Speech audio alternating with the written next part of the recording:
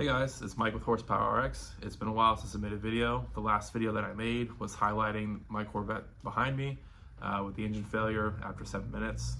To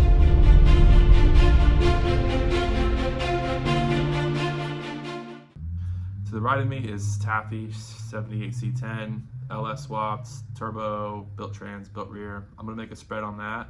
We're getting closer to the build completion on it and getting it closer to the owner having her back. So I'll make a separate video on that, one for the owner, but also for the shop and for you guys, because the truck's actually pretty cool. So where I'm going with this video is going to be talking about the Corvette. I got the engine back. So last video, a lot of people tried to put their 2 cents in, as most people do on the internet, no problem. However, they don't have all the facts, or they just think that they know more than they do. So the machine shop and I decided that based on the bearings, which I should have some here, I'll show you, hang on.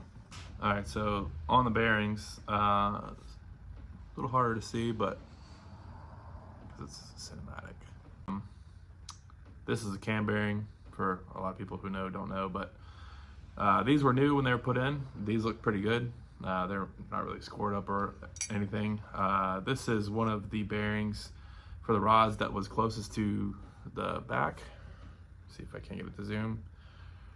So pretty ugly. And then this was the main cap, the thrust bearing there. So it wasn't hateful, but it wasn't good, right? So there was a lot of wear marks, and then looking deeper into the bearings here, you know, you could tell that there was something debris-wise that was left in the machining process. So the reason why we came up with that conclusion too is because the cam bearings get the oiling first. So if there was a problem within my oiling system from the get, you would see it here. So cam bearings and the lifters, they get the oil first, then the crank gets it last. So the worst part was all the way from the back, closest to the flywheel, going forward. As you got closer to the oil pump, it wasn't that bad. So there was some kind of machining debris left in an oil passage, whether it was in the crankshaft or it was in the block itself. Doesn't matter. I was upset at first. However, the machine shop, I use them all the time, came through for me. He went ahead and machined the block.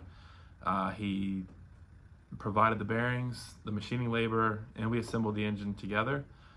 There was, on reassembly, there was some clearances that we didn't like between the rods, and then also on one of the main caps, it was a little tight.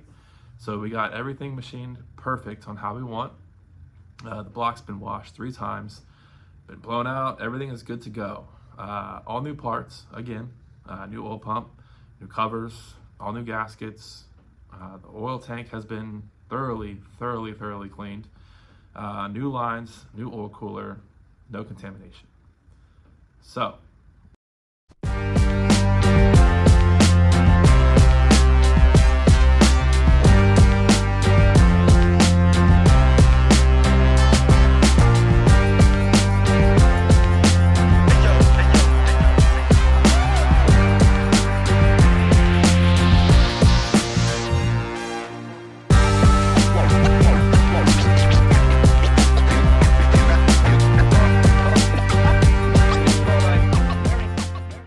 LQ4, it's a 408 stroker that's now 410 cubic inch. It's 13.8 to 1 compression is what everything is going to map out to.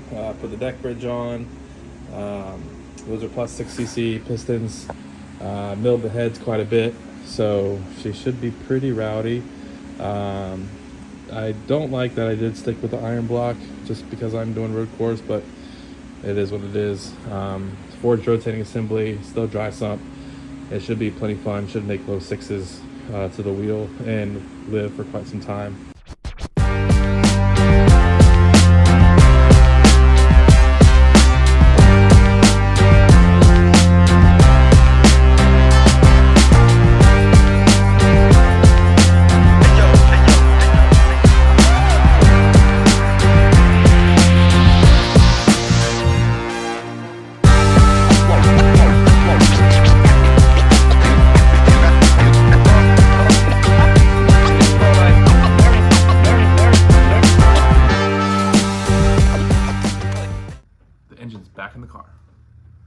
and we're going to try again. So the car used to make over 1,000 wheel.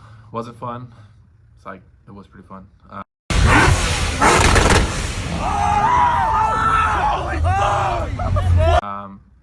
It was supercharged. It kept eating transmissions and the torque tubes. I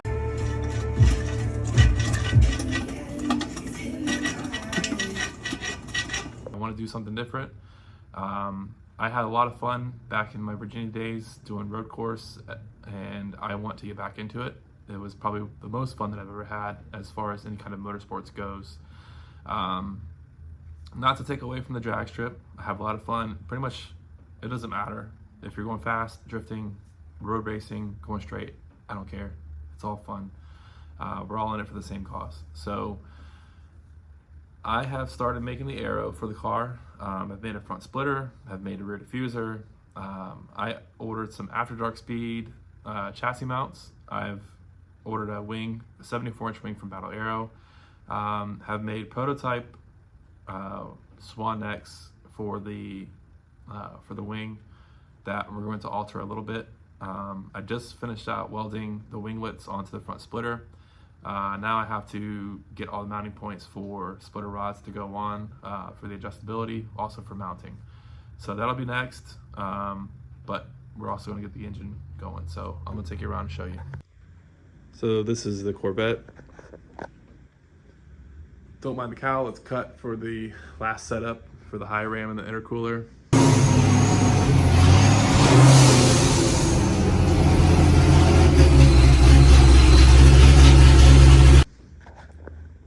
There's the winglets I welded on today. The splitter and the diffuser front and rear, it was something that I made a template for. I had a buddy across the street cut it out for me and on his plasma table. So, question mark.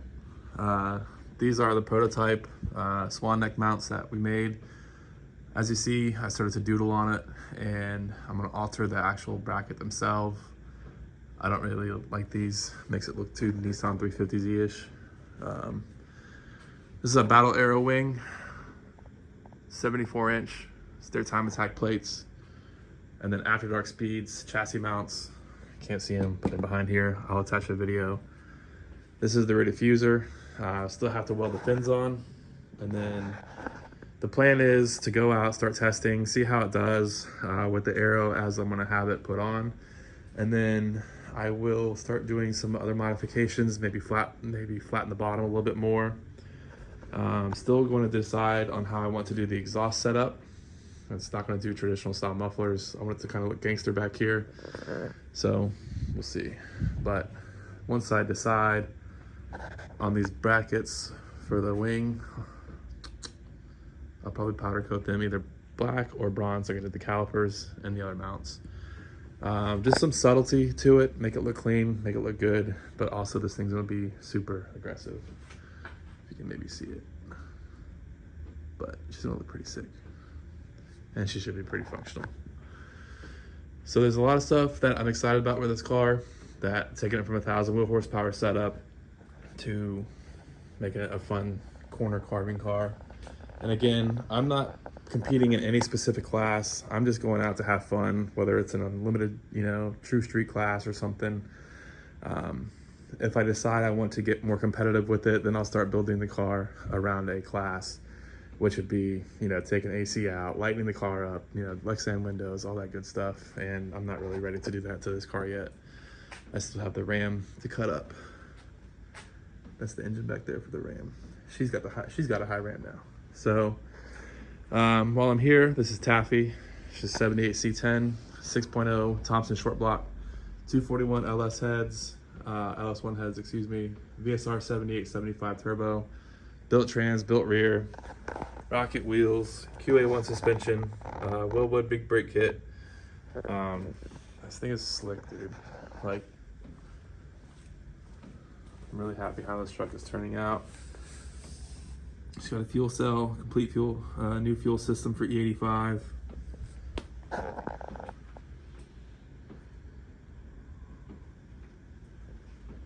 She is pretty.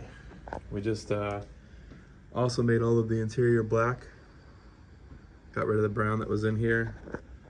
Got an autometer digital dash. Some gauges.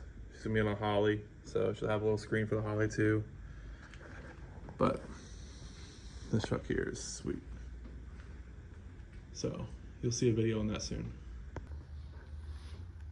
All right, so the plan is within a month, this thing's gonna be running and driving, hitting some meets, and then breaking the engine in, kind of getting the car a feel for it again. Not so much me needing to feel a fast car, I feel them all the time, but this car's been down for 3 years almost. February will be 3 years. It's been way too long. Sure, there's gonna be some gremlins here and there. There shouldn't be.